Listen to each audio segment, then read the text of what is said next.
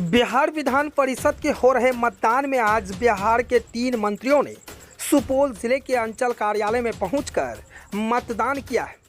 अत्यधिक उम्र के बावजूद ऊर्जा मंत्री विजेंद्र यादव ने घंटे भर इस कड़कड़ाती धूप में लाइन में खड़े होकर मतदान किया। इस दौरान उनके साथ वन व पर्यावरण मंत्री नीरज कुमार बबलू भी मौजूद थे। इससे पूर्व में उद्योग मंत्री शाहनवाज हुसैन ने भी पहली बार विधान परिषद के मतदान करने के बाद बिहार के सभी सीटों पर एनडीए की जीत होने का दावा किया है। मतदान करने के बाद ऊर्जा मंत्री विजेंद्र यादव ने कहा कि बिहार की जनता लगातार 15 सालों से उन्हें अपना प्यार दे रही है। उम्मीद है इस बार भी जनता द्वारा चुने गए प्रतिनिधियों का अपार प्यार मिलेगा। वहीं कई उम्मीदवारों द्वारा वन व पर्यावरण मंत्री नीरज बबलू पर इस चुनाव में धन बल और बाहुबली के उपयोग करने का आरोप पर पर्यावरण मंत्री ने कहा, जिनको जनता का समर्थन नहीं है वो इसी तरह का आरोप लगाते हैं। दरअसल एनडीए से सुपौल, सहरसा और मधेपुरा सीट पर वन व पर्यावरण मंत्री नीरज बबलू की पत्नी नूतन सिंह इस बार चुनावी मैदान में है। इससे पूर्व भी वह इसी सीट से विधान परिषद चुनी गई थी। इसके बाद आज विधान परिषद का चुनाव बिहार के कई जिलों में हुआ।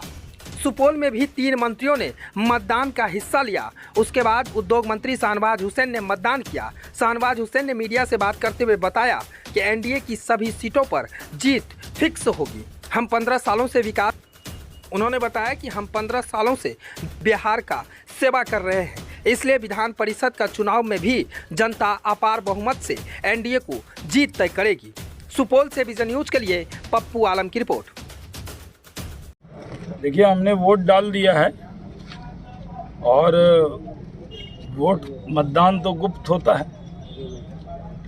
और ये भी हमें मालूम है कि पूरे बिहार में एक तरफा नतीजा हम लोगों के पक्ष में आएगा। इसमें कोई शक की गुंजाइश नहीं है।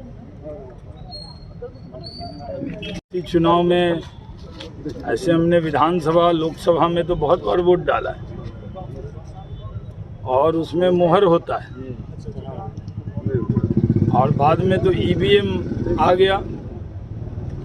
लेकिन एमएलसी के चुनाव में हमने पहली बार वोट डाला है